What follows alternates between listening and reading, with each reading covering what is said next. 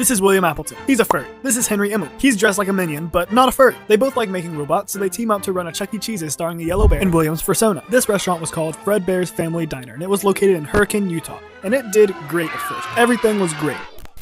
Until it wasn't.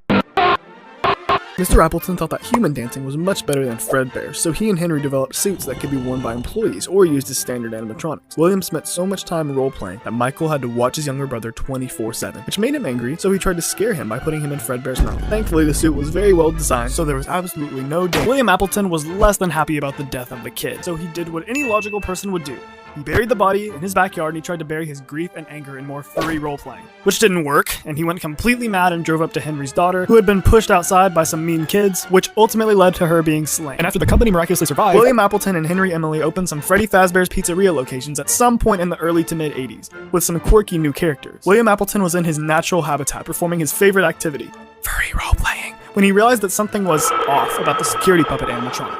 So he picked up a new hobby to test this hypothesis. He developed some new technology and started testing it out on his other son, Michael. He needed to recreate the circumstances of what happened to Charlie. The first was Susie. Okay, not that Susie, this one. And then there was Jeremy, Fritz, Gabriel, and Cassidy. To make sure he properly tested his theory, he put the kids very close to the animatronics. And they started behaving strangely too. All because William Appleton was somehow able to keep chugging along. He was never arrested for the missing children's incident, due to lack of evidence, but there was enough evidence for Henry to kick William out of the company.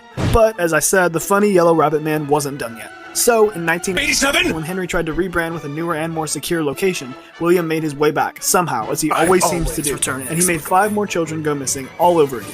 Apparently in the exact same suit, according to the phone guy at least. Someone used one of the suits. We had a spare in the back, a yellow one. While the original animatronics started acting up again, the Williams sightings also caused the safe models to go haywire as well. Because it can be hard to tell if someone's a murderous furry at first glance. Which must be why William Appleton needed more subjects to further test his hypothesis before it could truly be called a theory. Using his infinite level of charm to get children to follow him like some kind of lagomorphic Pied Piper just wasn't yielding enough. He needed something more.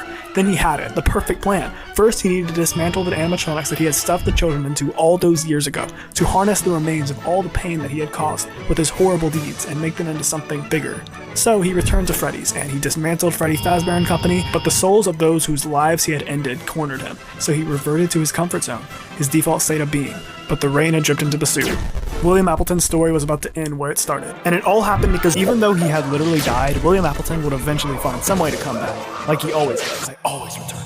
And Henry had heard that catchphrase, so he decided to seal up Springtrout safe for them and call it a day. There was just one issue.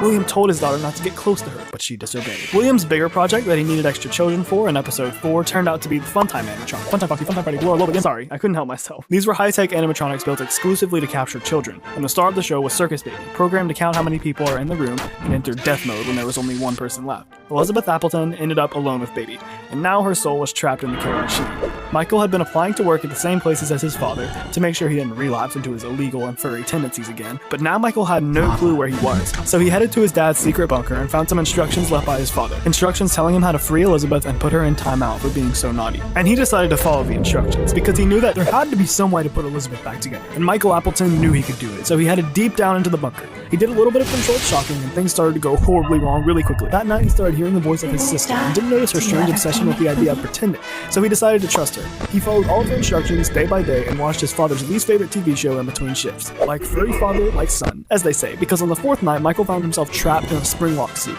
He also met a psychotic bear, a robotic ballerina, whatever this is, a familiar-looking pink and white fox, and a scooper. Wait!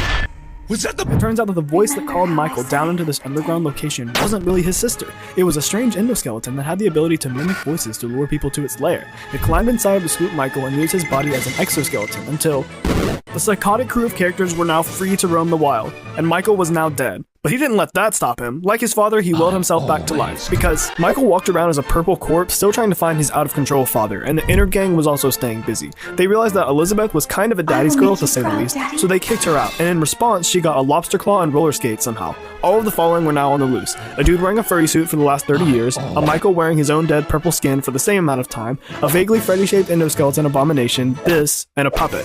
I'll call them the Scrap Scrap Squad. Henry saw all of this and decided that these individuals probably shouldn't have free reign over Utah, so he made a plan to end this. First, he trapped the puppet in a Freddy suit. Then he hired Mike to manage a new Freddy's restaurant. But here's the twist. It wasn't a restaurant. It was a metal box with a labyrinth of vents that looked like a pizzeria on the outside. Once all of the Scrap Squad ended up in this pizzeria simulator, he burned it all down and gave one of the hardest speeches ever spoken as all of the Scrap Gang smoldered. Actually, we technically never saw Lefty burn. Shut up! What was I saying? Oh yeah, Henry's bonfire managed to set Mr. Afton's soul free. But before he got to his final destination, someone stopped him. He had committed many specific crimes, and those crimes earned him an eternity in a small office with 58 other furries, 2 of which were versions of himself. William probably could have handled 57 other furries, but 58 was an entirely different case. Please deposit 5 coins. They attacked him relentlessly, unless he managed to fend them off for 270 seconds, which caused the cycle to restart. Please deposit 5. It turned out that there were actually only 2 people here, Afton and the one he shouldn't have killed. This vengeful spirit was the one controlling all of the manifestations of Afton's animatronics, except for maybe the puppet, forcing him to endure this unbearable torment. Please deposit 5 coins. Who was this vengeful spirit? We aren't sure about their identity, but we do know which character they possess. Please deposit 5 coins. Occasionally, when Afton survived against almost all of the animatronics at max aggression, he would catch a glimpse of the remodeled Fredbear suit, twitching in extreme anger, the one that he shouldn't have killed, that's been torturing him ever since. Fair warning, we're getting into some book lore here, which its canon stage of the games is a little